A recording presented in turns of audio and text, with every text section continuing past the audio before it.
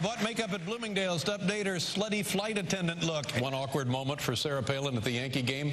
During the 7th inning, her daughter was knocked up by Alex Rodriguez. Had a wonderful time. The toughest part of her visit was keeping Elliot Spitzer away from her daughter.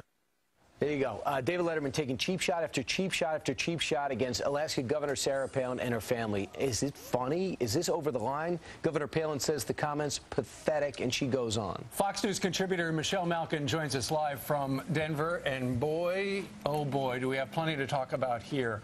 One of the disturbing things when he said, you know, and the quote is, during the 7th inning, her daughter was knocked up by Alex Rodriguez. During the New York trip, Michelle, she only took the 14-year-old, Willow. So it is suggested, and now Letterman has apologized. But what do you make of these attacks against Governor Sarah Palin and her teenage kids? Look, we endured Palin derangement syndrome throughout the whole campaign, and it's having these lasting after effects, apparently, on David Letterman. I think that Sarah Palin was quite charitable in calling David Letterman pathetic. I had a lot more words for David Letterman, and that was the most polite of all of them. I think he's deranged. I think he's a coward because he hides behind his comedian mask and his clown nose to take vulgar pot shots at the most popular Republican politician in this country and her family members, and then hides behind that. During his non-apology yesterday, he said, well, this is what I do. You know, it's just a shtick. And it's clear to me that he's being very deceptive and disingenuous in saying now that, oh, no, he wasn't talking about the 14-year-old. He was talking about the 18-year-old who happens to be a young woman who's a single mother and deserves nothing of this, no less than Sarah Palin does or the 14-year-old Willow does either. Michelle, a lot of people who watch the morning shows don't watch the late night shows, so here's what Letterman said 8 hours ago. These are not jokes made about her 14-year-old daughter. I would never make jokes about raping or having sex of any description with a 14-year-old girl. Were the jokes in question in questionable taste? Of course they were. Of course. Do I regret having told them? Well, I think probably I do.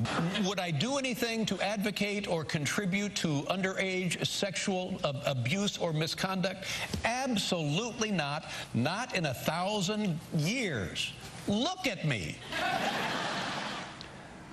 So that's what he's saying. What's the impact, Michelle? A lot of people are watching and go, well, what's a big deal? He's a late-night talk show host, comedian.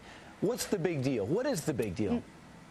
Well, I think it is a big deal. I think that CBS ought to answer, ought to show some corporate responsibility and do what David Letterman failed to do last night, which is apologize to the Palin family for this disgusting display of bigotry and hatred.